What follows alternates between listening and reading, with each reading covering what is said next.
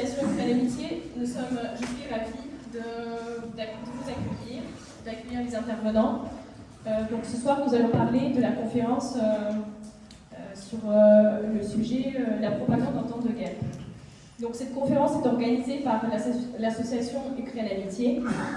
Je voudrais vous dire quelques mots sur l'association, sur le contexte dans lequel cette conférence a été montée. Donc l'association a été créée en 2015 avec pour but de diffuser la culture ukrainienne à Bordeaux et dans sa région. Le but était aussi de montrer la culture ukrainienne, de la montrer comme une culture indépendante, libre et une culture en tant que telle. Mais aussi pour contrebalancer au discours de la Russie vis-à-vis de l'Ukraine. Depuis le début de la guerre, depuis le 24 février 2022, de nombreuses initiatives étaient créées par l'association, dont Where is Done Peace à l'espace 29, qui est une galerie associative. C'est un mouvement artistique qui est initié par les artistes et les architectes ukrainiens de Bordeaux. Le titre Where is Done Peace est inspiré du livre de George Orwell, 1984. C'est une réaction à la double pensée, terme inventé par Orwell, qui indique une capacité à accepter simultanément deux points de vue opposés et ainsi mettre en veille tout esprit critique. Dans le cadre de ces rencontres Where is Done Peace, nous avons fait une production artistique qui était faite en réaction à l'invasion brutale de l'Ukraine par la Russie. Il y a eu le travail d'affiche avec les artistes et les étudiants ainsi que les diplômés des Beaux-Arts de Paris et de Bordeaux, les artistes ukrainiens et en partenariat avec une galerie ukrainienne à Dnipro. Nous avons aussi parlé de la notion de la guerre en faisant une projection de film qui parlait de la guerre en Syrie. Donc, nous avons parlé de cette notion de la guerre. Nous avons aussi été spectateurs d'une immersion dans un bunker qui est un travail artistique vidéo fait par Denis Jdanov et qui se base sur des témoignages pris dans les refuges et dans les bunkers. Donc le sujet de la propagande est venu tout à fait naturellement, comme une évidence. Qu'est-ce qui se passe de l'autre côté du miroir ? Quels sont les moyens d'information et d'impact sur le grand public par la propagande ? Et à ce titre, Yulia Kirichenko et moi-même, nous avons fait une installation artistique qui s'appelle La Déformation, qui est visitable au fond de la salle.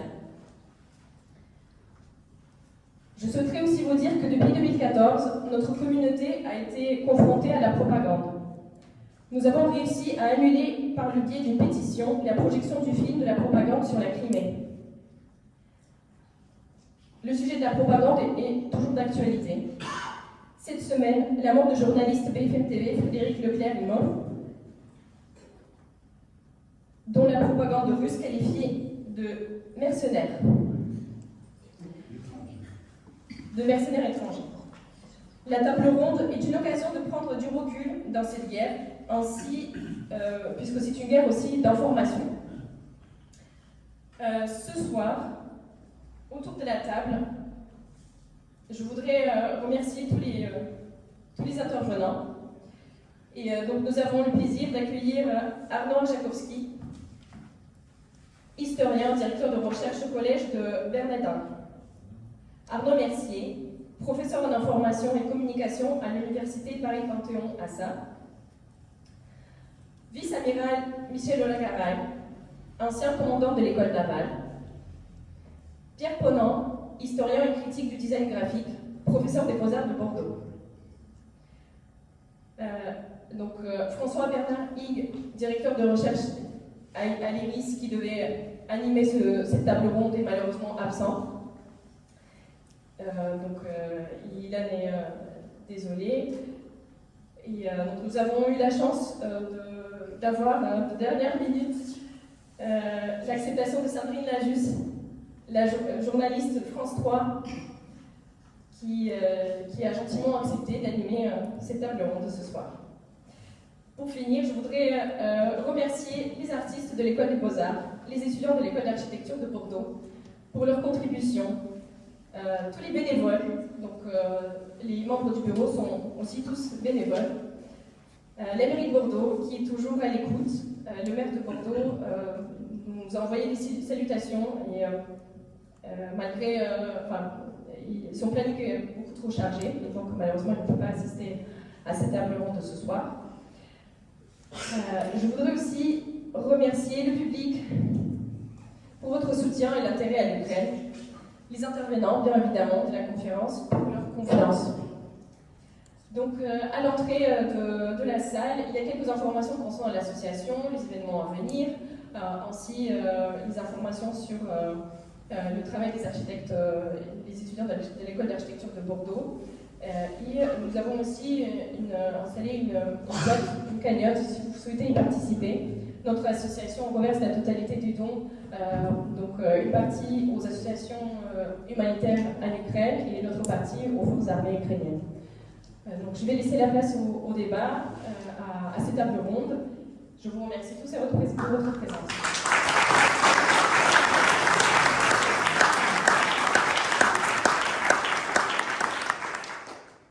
Bonsoir à tous. Quand on parle de propagande en temps de guerre, l'exemple de la guerre en Ukraine est emblématique. Antoine Arjakovski, j'espère que je n'ai pas trop bouché votre nom. Vous êtes historien, directeur de recherche au Collège des Bernardins.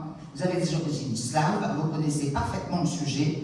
À votre avis, quand on parle de propagande, qu'en est-il sur le théâtre de cette guerre qui se déroule à nos portes depuis déjà 99 jours? Bonsoir à tous, merci. Je ne sais pas si on me voit bien, je vais peut-être me lever aussi. Comme ça, je verrai mieux les uns et les autres, et puis après on s'assiera. Quand on parle de propagande, on se pose la question, comment on en est arrivé là? Comment on est arrivé à cette guerre dont on sait qu'elle a déjà fait plus de 60 000 morts, rien que depuis le 24 février, et des dizaines de milliers de blessés, 7 millions de réfugiés, et de plus en plus aujourd'hui on parle de génocide, puisque le secrétaire d'État, le secrétaire du Conseil de sécurité, Nikolai Patrushev, mais aussi l'ancien président de Russie, Dmitri Medvedev, refuse à l'Ukraine non seulement toute souveraineté, toute indépendance, mais toute ukrénité. Donc ça, c'est une logique de génocide, et c'est la raison pour laquelle le Parlement ukrainien a voté une résolution pour dire que c'était un génocide, le Parlement lituanien, le Parlement canadien. Donc c'est une situation gravissime, et on se demande comment on est arrivé à une telle horreur. Vous avez vu les images de Boutcha, vous savez qu'il y a une politique de viol systématique, de camps de filtration qui deviennent des camps de concentration. Comment on en est arrivé là? On en est arrivé là à travers la propagande. Au même titre qu'il y a eu un génocide au Rwanda contre les Tutsis, qui a été préparé par une radio célèbre, la radio des Mille Collines. C'est à force de répéter chaque jour que les Tutsis sont des insectes qu'il faut écraser, qu'un jour on extermine les Tutsis. Ça s'est passé de la même façon en Russie. Pendant 20 ans, plus de 20 ans, depuis que le président Poutine est arrivé, il a éliminé tous les médias, et progressivement il a imposé un discours, un narratif, un grand récit que l'Ukraine n'a pas son indépendance et que l'Ukraine doit rentrer dans la souveraineté russe. Et pour ça, il y a des méthodes, il y a des techniques. Et il n'y a pas très longtemps, j'ai écrit un article pour la revue Esprit sur la méthode qui a été employée par un réalisateur que jusqu'à présent on considérait comme un grand cinéaste en France, qui s'appelle Nikita Mikhalkov. Nikita Mikhalkov, vous en avez entendu parler, c'est lui en particulier qui avait fait ce film, Soleil trompeur, qui avait reçu le prix, le grand prix du jury à Cannes en 1994, et l'Oscar du meilleur film étranger aux États-Unis à Los Angeles en 1995. Il se trouve que c'est intéressant, moi je ne peux pas parler de tout. Je ne sais pas si c'est normal ce son. Le micro marche. Le micro marche. C'est très bon.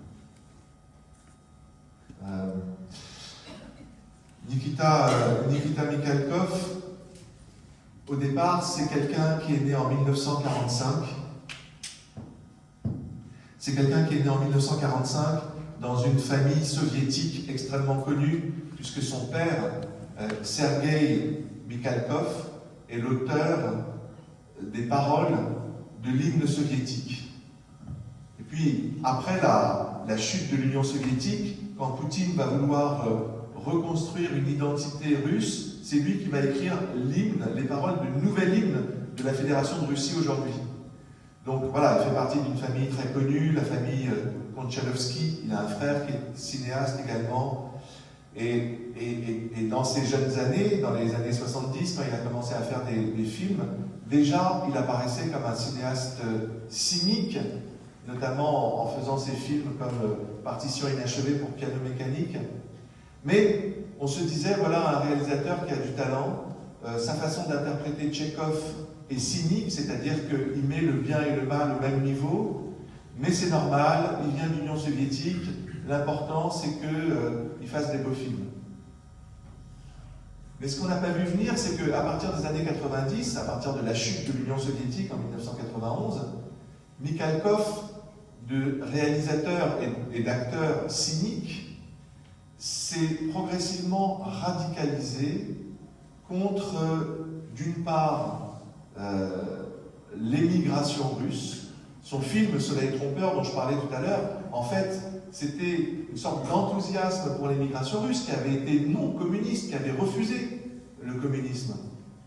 Et en faisant ce film, il se rend compte que cette émigration russe, elle a été antipatriotique. Et donc il fait le choix de Staline contre l'émigration russe. C'est ça, le soleil trompeur. J'ai été trompé, j'ai été fasciné par l'émigration. En réalité, cette émigration, elle a joué contre l'État soviétique. Donc moi, je reste du côté de l'État soviétique. Donc il s'est radicalisé contre les idées un peu libérales de l'identité nationale russe, mais il s'est radicalisé contre l'Occident. L'Occident, c'est son film Le Barbier de Sibérie, qui date de 1997-98. Le Barbier de Sibérie, c'était déjà au moment des Balkans. Vous vous souvenez, le moment où il y avait la guerre dans les Balkans. Et lui refuse l'effondrement des Balkans, l'effondrement de la Yougoslavie. Et donc, son film Le Barbier de Sibérie, c'est une critique de l'Occident. Et une critique des États-Unis. Il fait un film aussi qui s'appelle Anna, où il raconte l'histoire de la perestroïka vue par les yeux de sa fille. Progressivement, je ne vais pas faire tout le récit parce que ce n'est pas ça le plus important, mais ce qui est important, c'est de comprendre que voilà quelqu'un qui s'est tourné vers l'Occident, qui a cru dans un premier temps possible que la Russie retrouve sa grandeur et soit démocratique, et puis il a été déçu par tout ça, et il est devenu non seulement un penseur cynique, mais quelqu'un qui a pris le parti de Vladimir Poutine quand Poutine a pris le pouvoir en l'an 2000, avec cette idée claire qu'il faut restaurer l'empire russe. Mais est-ce qu'avec ce cinéaste, on peut parler de propagande de guerre? Alors justement, à partir du moment où il en arrive à cette conclusion qu'il faut restaurer l'empire russe, là, il crée une télévision qui s'appelle Bessagon TV. Mot à mot, ça veut dire chasseur de démons. Ça veut dire, voilà quelqu'un qui se présente comme un cinéaste orthodoxe, chrétien orthodoxe, mais qui en réalité est un chasseur d'hérésie, chasseur de démons. Il est hostile à tous. Et il a fait un film qui est sorti il n'y a pas très longtemps, au mois de mars 2022, ce qu'il a appelé Émission spéciale, et qui est un chef-d'œuvre de propagande, de paranoïa contre l'Occident. Et dans ce film, tous les poncifs et surtout toutes les méthodes de la propagande sont utilisées. Il y a 4 grandes méthodes de la propagande qui sont utilisées et qui sont enseignées à l'université. Moi, quand j'étais à l'université de Moscou, je m'occupais du collège universitaire français de Moscou. Mes collègues de la faculté de journalisme, c'était une option obligatoire que d'apprendre la propagande. Et les 4 méthodes de propagande classiques qu'on apprend encore aujourd'hui, c'est d'abord le gros mensonge. plus c'est gros et plus ça marche. Pourquoi? Parce que c'est la technique qu'on connaît en France, il n'y a pas de fumée sans feu. On se dit toujours non, c'est pas possible,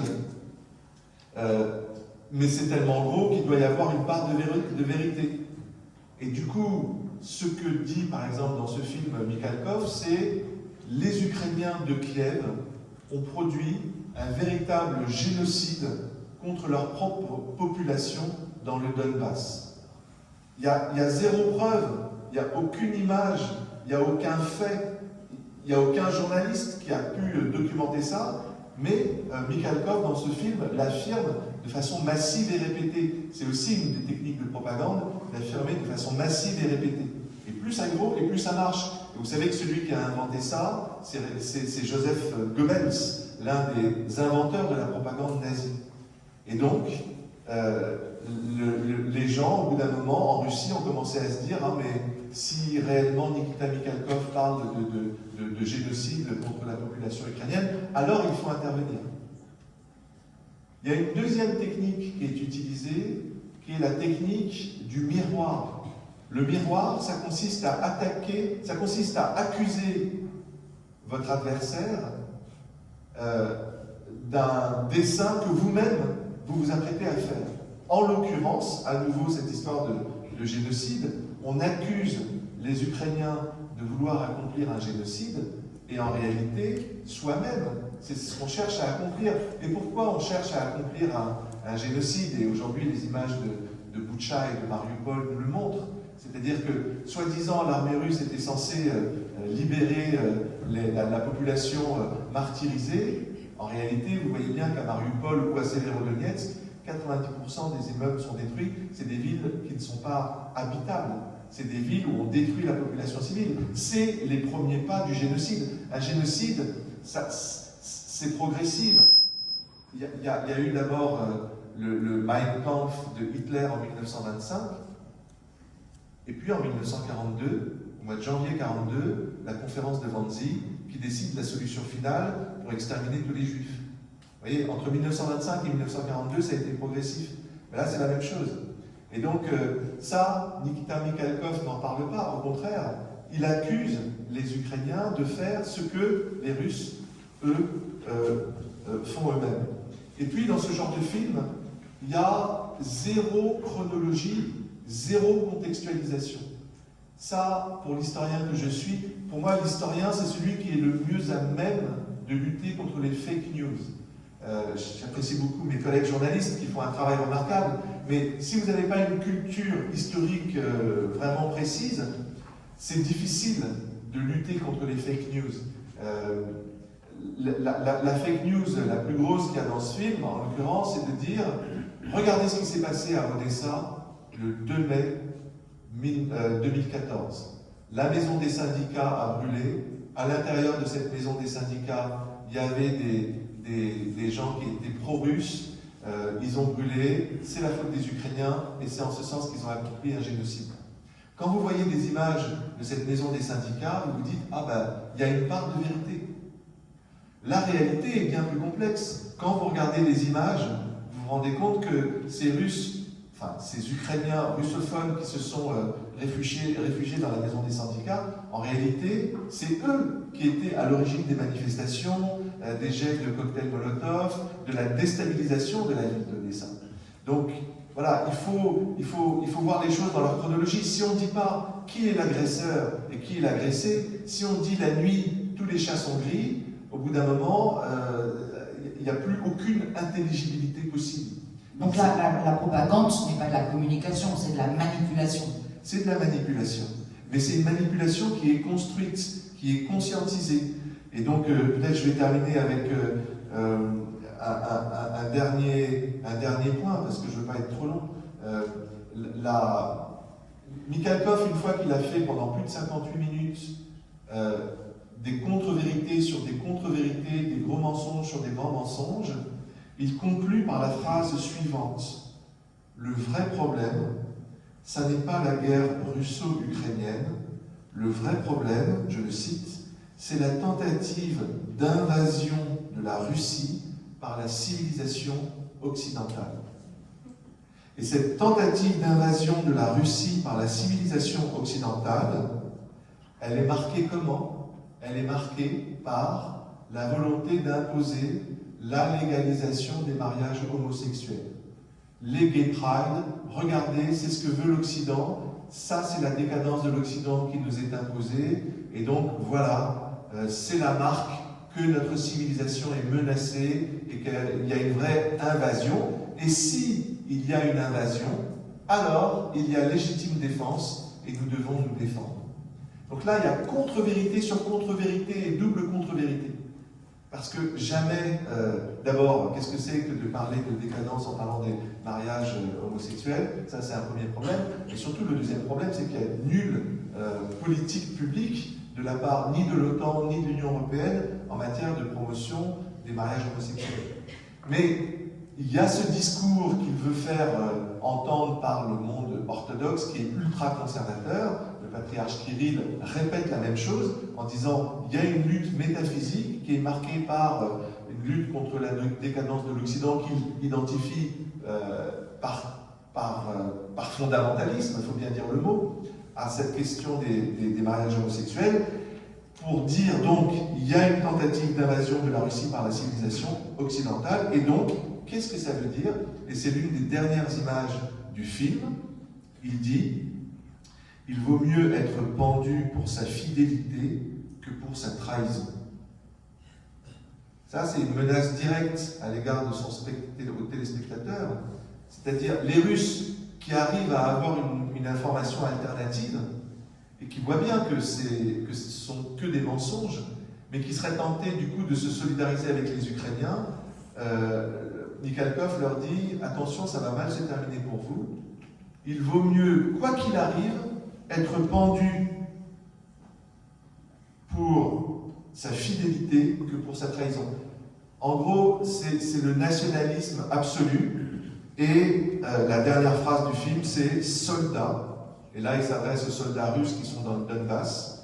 « Où que vous soyez, sachez que vous défendez votre patrie. » Donc ça, c'est vraiment une justification d'une guerre d'invasion. Mais voyez, cette justification de la guerre d'invasion, cette légitimation, il parle entouré d'icônes et de téléphones soviétiques, c'est-à-dire toute la symbolique soviétique et toute la symbolique religieuse impériale qui est réunie dans la même pièce.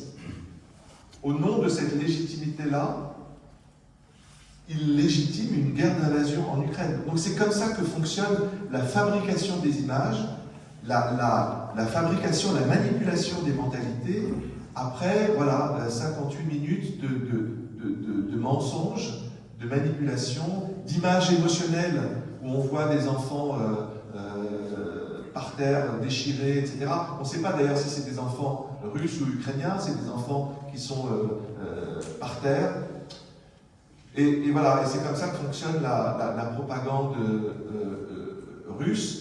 Et j'aimerais terminer sur cette question, parce qu'on n'est pas suffisamment conscient en France de la puissance de ces images, de la puissance du prestige de Mikhalkov, de la puissance du fait que vous n'avez qu'un seul vecteur d'information, lorsque, en France, on donne la parole sans aucun problème à des propagandistes russes. Pas plus tard que la semaine dernière, la télévision LCI et la chaîne TF1, au journal de 20h, a donné carte blanche à Sergueï Lavrov, qui est le propagandiste en chef aujourd'hui en Russie, pour débiter toutes ces contre-vérités, pour dire sans contradiction d'aucun journaliste que la France aujourd'hui soutient des néo-nazis en Ukraine.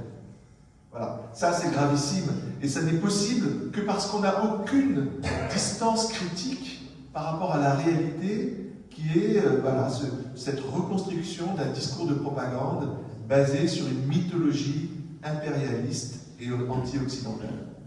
Voilà. Merci pour votre attention.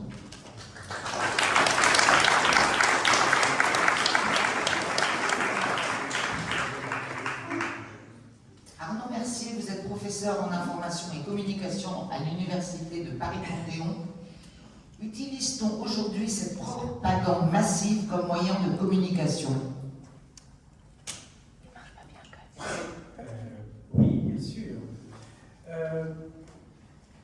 Sur cette guerre, alors, en général, les guerres, c'est évidemment des moments de propagande. Parce que l'information est une donnée fondamentale, que ce soit l'information sur le théâtre d'opération, j'imagine que l'amiral pourra nous en dire quelques mots, c'est évidemment le nerf de la guerre, au sens où il faut savoir où est l'ennemi, il faut peut-être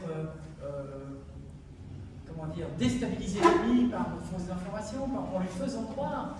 Bon, par exemple, pendant la guerre du Golfe,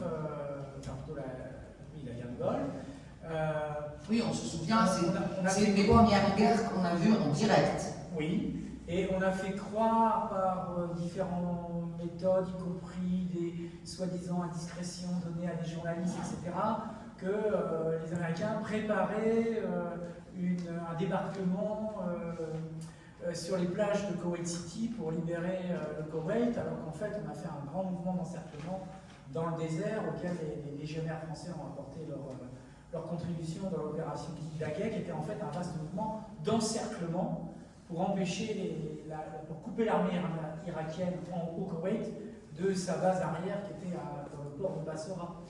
Donc c'est toujours, et Goebbels, effectivement, un des pères fondateurs de la propagande moderne, était extrêmement doué pour ça.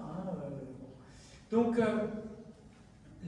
l'information est toujours au cœur de la guerre, sur le théâtre d'opération, mais aussi pour convaincre les opinions publiques. Et là, il ne faut pas se tromper non plus, attention, il y a deux niveaux de cible. Il y a la cible interne, c'est-à-dire que ce qu'il faut, c'est gagner les cœurs et les âmes, entretenir l'esprit de défense, comme disent les militaires, c'est-à-dire faire en sorte qu'on ait le soutien de l'opinion publique. On sait que l'armée américaine s'est beaucoup plainte après la fin de la chute de Saïgon, que le fait d'avoir laissé un peu trop les médias filmer les dégâts de la guerre, filmer des djihad qui tripent à l'air, etc., eh bien, a encouragé sur les campus un esprit pacifiste qui aurait... Mais est-ce qu'il ne monopolise pas l'information, l'armée justement américaine par exemple? Est-ce que c'est... Pas pendant la guerre du Vietnam, justement, pas complètement, et j'y reviens, mais justement pas complètement. Donc ils ont considéré que on avait été trop ouvert aux journalistes, que ça avait fragilisé le soutien de l'opinion publique, et si l'opinion publique ne soutient pas la guerre, alors les hommes politiques qui ont besoin d'être réélus, etc., ne soutiendront pas l'effort militaire. Vous voyez, c'est ce genre de considération. Ça, c'est pour l'interne. Et en l'occurrence, justement, à partir de la chute de Saïgon, il y a eu une révision assez drastique du corps de doctrine de l'armée américaine sur la présence des journalistes, et on l'a vu lors de l'intervention de la Grenade au début des années 80, où il y a eu le blackout total, il n'y avait pas un journaliste présent. Il y a eu un journaliste pour l'AFP qui a pris un canot, qui a réussi vaguement à prendre quelques images volées, mais enfin, il n'y avait aucun journaliste avec nous. Et c'était le cas pendant la guerre du Golfe, avec la volonté d'essayer de maintenir les journalistes le plus à distance possible. C'est pour ça qu'ils étaient sur un centre à Daran, en plein milieu du désert saoudien, et ils étaient très très loin, et de temps en temps, il y avait un système... On a vu des images quand même, qui étaient autorisées, j'imagine. Voilà, c'est-à-dire qu'il y avait un système de pool, il y avait une extraction de quelques journalistes sur le qui avaient le droit d'être transportés avec les militaires jusqu'à quelque chose. Mais sinon, si vous êtes au clair avec les images que vous avez en tête, l'essentiel des images qu'on avait en tête, ce sont des images prises depuis les avions, qui étaient des sortes de jeux vidéo où on voyait les tirs pris par les caméras, les tirs de missiles pris par... Et donc ça, c'est des images complètement maîtrisées par l'armée américaine, en effet. Et en face, il y avait la propagande de la télévision irakienne, mais du point de vue de l'Occident, franchement, Saddam Hussein étant un dictateur patenté, personne n'y croyait, et donc même la fois où l'armée irakienne peut documenter qu'il y a eu un bombardement sur un bunker qui a fait des victimes civiles, on a crié à la propagande irakienne alors que ce n'était pas le cas, mais on n'était pas en mesure de les croire, puisqu'on savait que cette télévision était sous contrôle d'un dictateur depuis très longtemps. D'où d'ailleurs le changement de corps de doctrine ensuite pour la guerre en Irak. Moi j'ai fait un livre qui s'appelle Armes de communication massive, qui est la comparaison entre les enjeux de communication et d'information pendant la guerre du Golfe et après pendant la guerre en Irak. À l'époque, il y a eu une seule chaîne occidentale qui a été admise. Surtout, ça a l'air de venir dans haut. Une seule chaîne occidentale qui a été admise, puisque après Saddam Hussein a expulsé les médias occidentaux, c'était CNN. Et on a vu Peter Arnett depuis son hôtel à Bagdad commenter le début des bombardements et le commenter d'un point de vue occidentalocentré, c'est-à-dire qu'à un moment il dit ah, c'est incroyable, il a regardé toutes ces images, on dirait le feu d'artifice du 4 juillet. Hein, donc pour lui, c'était pas mon Dieu, les pauvres Irakiens qui sont là-dessous, c'était bon voilà. Ça a amené tout un tas de pays à prendre conscience. Donc CNN a été porteur de ça. On a parlé de l'effet CNN à propos de cette guerre. Et donc ça a amené un certain nombre d'États à prendre conscience de la nécessité d'avoir aussi des chaînes d'information continue. D'où d'ailleurs l'investissement par les Émirats et l'Arabie Saoudite, etc. D'où la naissance, un peu plus tard, de Al Jazeera, Al Arabia, enfin j'en passe, et les médias. Et ces chaînes, elles étaient là en Irak. Donc, et elles étaient là du point de vue de la victime cette fois-ci, parce que nous, on n'allait plus fermement nous donner les images de l'armée américaine qui bombarde et puis on ne sait pas ce qui se passe.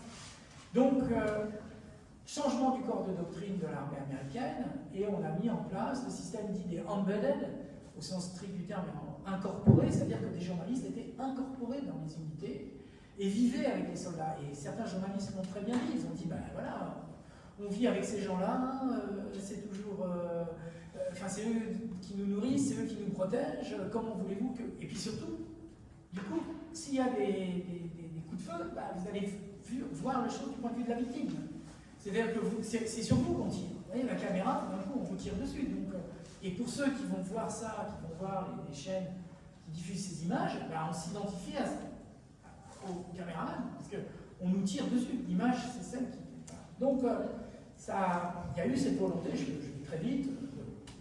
Aujourd'hui, il y a quand même la technologie qui a fait son entrée sur le terrain des opérations. Oui. Les nouveaux moyens de communication, est-ce qu'ils multiplient cette propagande?